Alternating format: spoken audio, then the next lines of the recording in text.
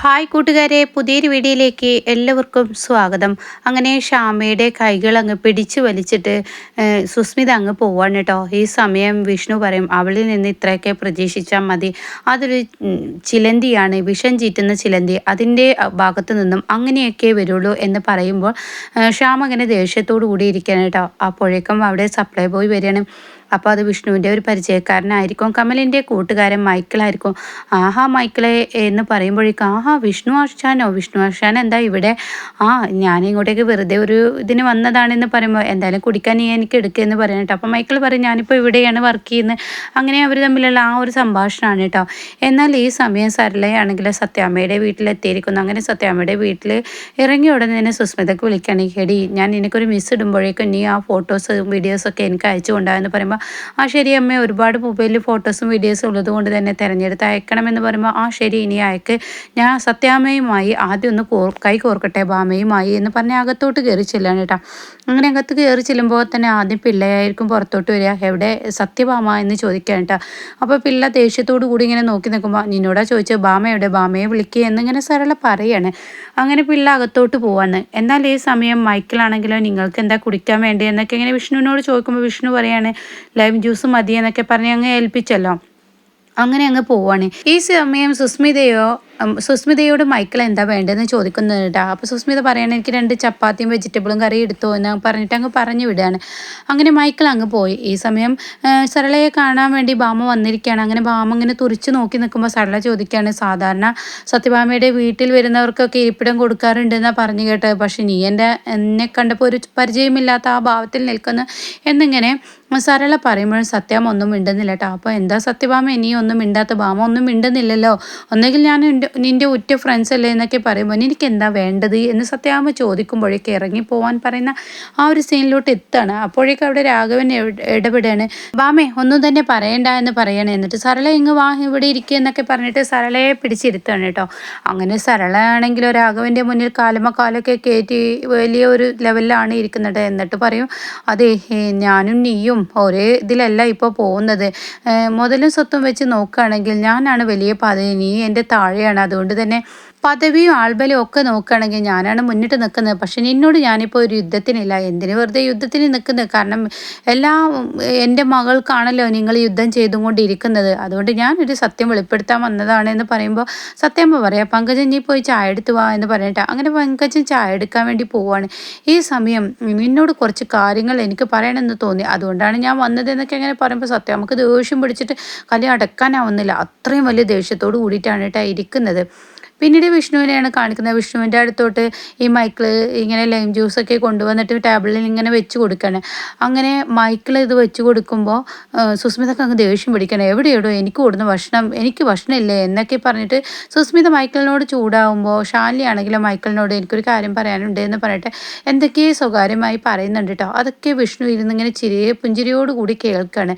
അങ്ങനെ സുസ്മിതയോട് പറയും, ഞാനിപ്പോൾ കൊണ്ടുവരാം എന്ന് പറഞ്ഞിട്ട് മൈക്കിൾ അങ്ങ് പോയി. ഈ സമയം പങ്കജം ചായയുമായി വരികയാണ്. ചായയുമായി ടേബിളിലോട്ട് പങ്കജം അങ്ങ് വെക്കുമ്പോൾ സരളയാണെങ്കിലോ പങ്കജത്തെ കണ്ടിട്ട് പോലും ഇല്ലാത്ത ആ ഒരു ലെവലിൽ ഇരിക്കുകയാണ്. ഇതേതാ പുതിയൊരു സെർവൻറ്റ്, നീ എന്താ എൻ്റെ സെർവൻറ്റിൻ്റെ കാര്യങ്ങൾ അന്വേഷിക്കാനാണോ സരള ഇനി ഇങ്ങോട്ടേക്ക് വന്നിരിക്കുന്നതെന്ന് ഭാമ ചോദിക്കുമ്പോൾ, അതല്ല നിങ്ങളുടെ വീട്ടിൽ സെർവൻ്റായിട്ട് നിന്നിരുന്ന പൊന്നിയല്ലേ, ഇപ്പോൾ അവളെവിടെയെന്ന് നിങ്ങൾ അന്വേഷിച്ചിട്ടുണ്ടോ? അപ്പോൾ സത്യം പറയും, ഞാനിപ്പോൾ അവളുടെ കാര്യമൊന്നും അന്വേഷിക്കാൻ നിൽക്കുന്നില്ല, എനിക്കിപ്പോൾ അതൊന്നല്ല പണിയെന്ന് പറയണേ. അങ്ങനെയല്ലല്ലോ ചെയ്യേണ്ടത്, കാരണം എൻ്റെ കൊച്ചുമകൾ പ്രീതി മകളെ രക്ഷിച്ചെടുത്തത് ഈ പൊന്നി എന്ന് പറയുന്നവളാണല്ലോ. കാരണം എൻ്റെ കുഞ്ഞാണ്, അതായത് എൻ്റെ സുസ്മിതയാണ് എൻ്റെ കുഞ്ഞിന് മയക്കുമരുന്ന് കൊടുത്തു എന്നൊക്കെ നീ പറഞ്ഞുണ്ടാക്കിയല്ലോ, ഡ്രഗ്സ് കൊടുത്തു എന്നൊക്കെ പറഞ്ഞുണ്ടാക്കിയല്ലോ, അതൊക്കെ പൊന്നിയുടെ ഒരു തരം അടവായിരുന്നു എന്ന് പറയട്ടോ. അപ്പോൾ അത് കേൾക്കുമ്പോൾ സത്യം ആകെ ഞെട്ടണ സമയം രാഘവനും ആകെ ഞെട്ടണം കേട്ടോ. അങ്ങനെ അതിൻ്റെ പേരിലൊരു കഥ തന്നെ അങ്ങ് സരള മെയ്യാണ്. അങ്ങനെ സരള പറയും, അതൊക്കെ വെറുതെ പൊന്നി പറഞ്ഞുണ്ടാക്കിയതാണ്. എന്തിന് എൻ്റെ മകൾ അർജുനെയും അതുപോലെ പ്രീതിയെയും ഈ പറയുന്ന നിൻ്റെ പേരക്കുട്ടിയെയും പൊന്നിയൊക്കെ ആയിട്ട് ആർജിച്ചിട്ട് ചെയ്യണം? അതിൽ നിന്ന് തന്നെ നിങ്ങൾക്കൊരു കാര്യം വ്യക്തമാക്കാമല്ലോ. കാരണം ഇവിടെ ഇപ്പോൾ സുസ്മിതയുടെ ശത്രു എന്ന് പറയുന്നത് ഷാലിനിയാണ്. ഷാലിനിയല്ലേ വിഷ്ണുവിനെ തട്ടിയെടുത്തത്, അപ്പോൾ വിഷ്ണുവും ഷാലിനിയുമായല്ലേ സുസ്മിത ഏറ്റുമുട്ടേണ്ടത്. എന്നാൽ സുസ്മിത ഫുൾ ഏറ്റുമുട്ടിയിരിക്കുന്ന ഇവരുമായി എന്ന് അങ്ങ് നിങ്ങൾ എല്ലാവരും പറഞ്ഞുണ്ടാക്കുന്നു. എന്നാൽ സത്യം അതൊന്നുമല്ല, സത്യം ഞാൻ പറഞ്ഞു തരാം എന്ന് പറയുമ്പോൾ സത്യം ആകെ മെഴിച്ചു പോവാണ്. അങ്ങനെ പിള്ള ഇവരുടെ ബുദ്ധി ഭയങ്കര ബുദ്ധി തന്നെ എന്നുള്ള ഭാവത്തിൽ പിള്ള അങ്ങനെ കണ്ണുകൊണ്ട് കാണിക്കുന്നുണ്ട് കേട്ടോ. അങ്ങനെ രാഘവനാണെങ്കിലോ ഇനി എന്താ പറയുന്നത് എന്നുള്ള ഭാവത്തിൽ രാഘവനും കണ്ണും തുറിച്ച് നിൽക്കുകയാണ്. ഈ സമയം പറയുന്നത്, ഞാനൊരു കാര്യം വാമേ ഞാൻ നിന്നോട് പറയാം, നീ ഒരു പൊട്ടിയാണ്, നീ എല്ലാവരുടെയും മുന്നിൽ പൊട്ടിയായും കൊണ്ടിരിക്കുകയാണല്ലോ.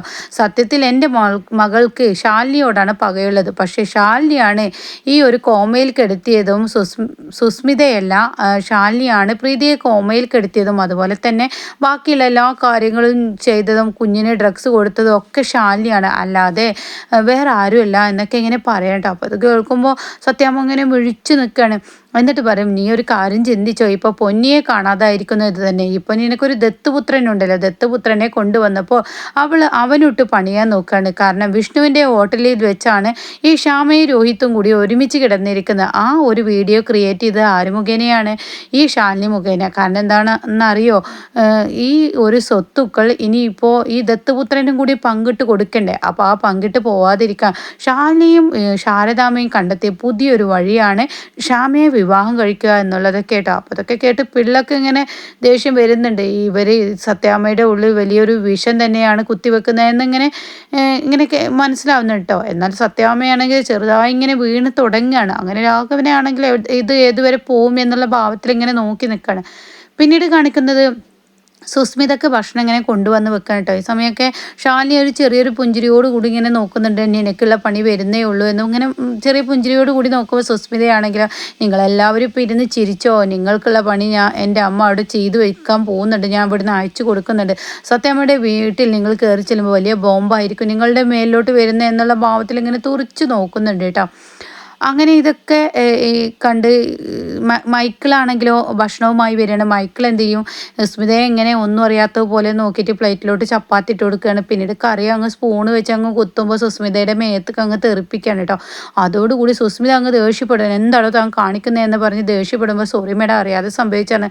അപ്പോൾ ബുൾഷിറ്റ് എന്ന് പറഞ്ഞിട്ട്, അറിയാതെ സംഭവിക്കുക, എന്ത് വിട്ടിത്തരമാണ് ഈ പറയുന്നത് എന്നൊക്കെ പറഞ്ഞിട്ട്, എവിടെയാണ് വാഷ്റൂം എന്ന് പറയുമ്പോൾ, സോറി മേഡം ഞാൻ അറിയാതെ സംഭവിച്ചാണെന്ന് പറയുമ്പോൾ, നിന്നോടല്ലേ ചോദിച്ചത് വാഷ്റൂം എവിടെയെന്ന് പറഞ്ഞിട്ട് സുസ്മിത തൻ്റെ കയ്യിലുള്ള മൊബൈൽ അവിടെ വെച്ച് അങ്ങ് പോവുകയാണ് കേട്ടോ വാഷ്റൂമിലോട്ട്.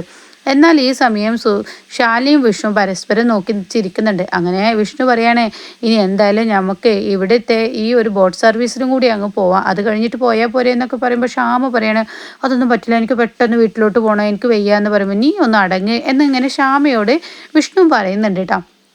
ഇതേ സമയം സത്യഭാമയുടെ മുന്നിൽ വീണ്ടും പുരാണങ്ങൾ ഇങ്ങനെ പറഞ്ഞുകൊണ്ടിരിക്കുകയാണ് സരള.